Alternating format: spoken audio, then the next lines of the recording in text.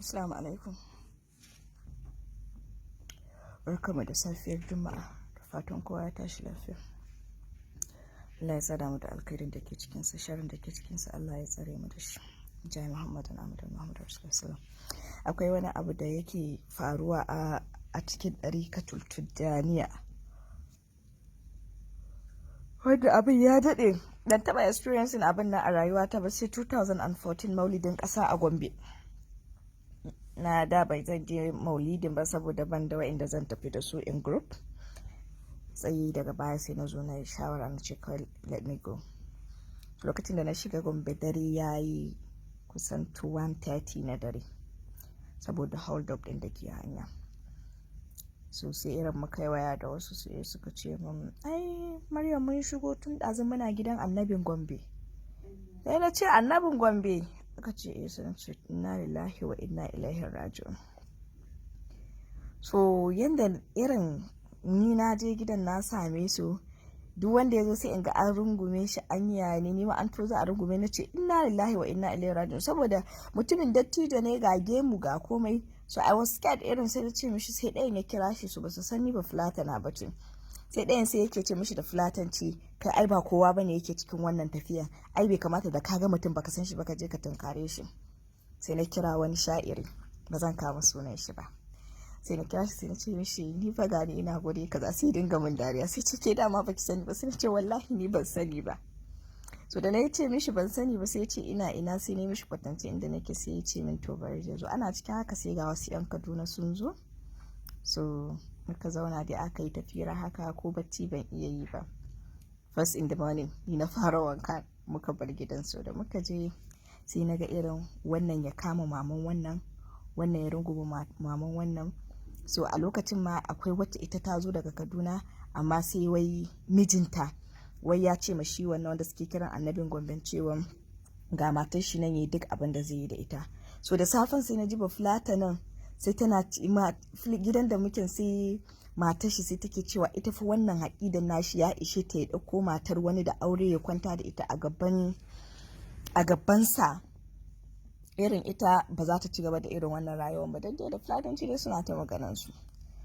So da muka fita sai na samu wasu sai nake ce musu da Allah ne irin wannan abin a ce annabin Gombe, Allahn Kaduna, Allahn wannan garin Allah. Sun ce to ni ban san irin wannan abun ba. So sai wasu su ce wai ga mamana a taba hadiyya.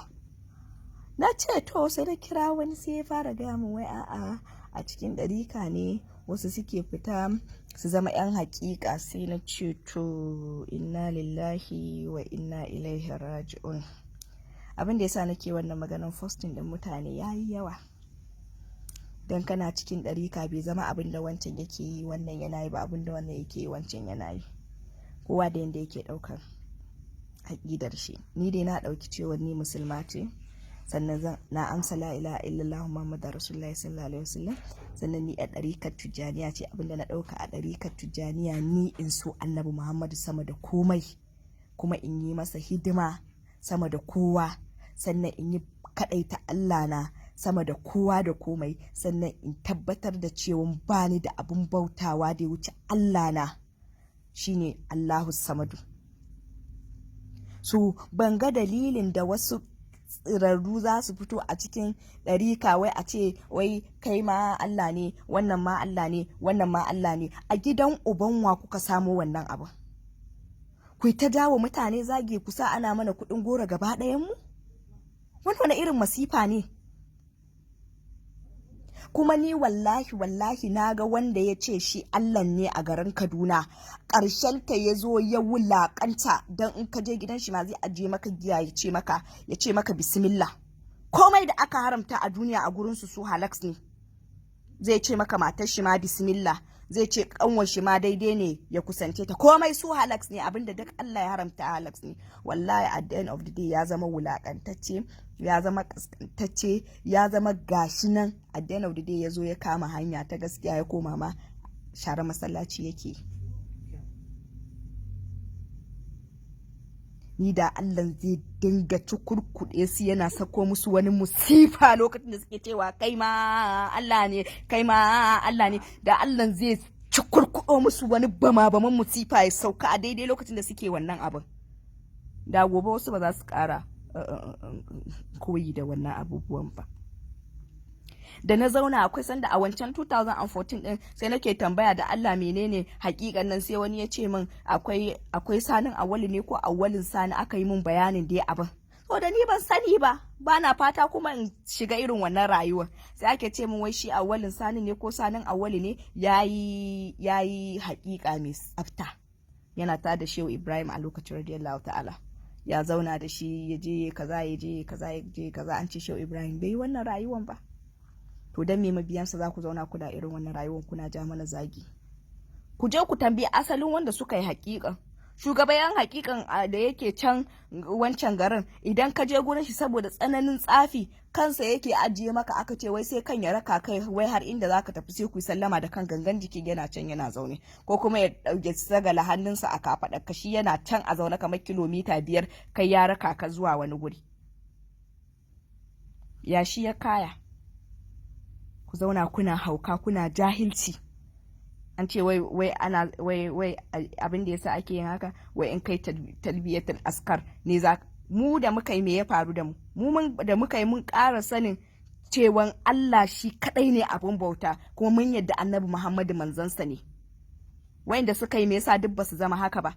Me yasa Maulamu Sheikh Dahiru Usman Bauchi bai ce shi Allah bane? Me yasa Maulamu marigayi Sheikh Isiyaka Rabi bai ce shi Allah bane? Me yasa Maulamu Sharif Sale Maiduguri bai ce shi Allah bane? Me yasa ba abin su ana cewa su Allah ne? Sai ku wa'inda kuka zo a bayan ma almajirancin ku zo kuna jama mutane musifa da bala'i, ku ce wai ku Allah ne, kowa ma Allah ne, ko mai ma Allah ne. A ina? A ina? Kuma an rasa wanda zai fito ya musu magana? Dan ni da Allah wanda ya san yana cikin haƙiƙan nan zahiran muraratan, ni ya zo ya gaya min cewa ga asalin yanda haƙiƙa ta fito, ga inda aka same ta, da Allah ni ya zo ya min bayani saboda in santa, da ni ba ma gama fahimtar haƙiƙan nan ba. In ka san kana cikin haƙiƙan ka bari mana, wata rana ai akwai wanda suka yi wani misbehaving aka zo ana neman su za a kashe su har lahira. Me yasa suka gudu? Ba su Allah bane? Su tsaya mana. Allah za a iya kashe Allah ne? Sai dai Allah ya kashe ai. Da sun tsaya su gani, in sun san cewa su Allah ne, su biya ma kansu bukata mana, ko su biya ma wani bukata. Ku zauna kuna jahilci da rayuwanku da addini. The reason why I'm saying all this, saboda yanda kuke jami'an ɗarikan Tijjaniya zagi ne yasa nake wannan magana. Da wanda ya kai da wanda bai kai ba zai fito yana zagin mutane. Ai yan ɗarika kaza ne, yan ɗarika kaza ne. Ai ba duka bane, kuma mutane aka taru aka zama ɗaya. Wanda suka yi abu ku je can ku zage su, wanda ba su yi ba ku bar su mana. Wannan wani irin musifa ne? Allah ka tsare mu da irin wannan bala'i. Allah ka kare mu daga irin wannan musiba. Haba da Allah.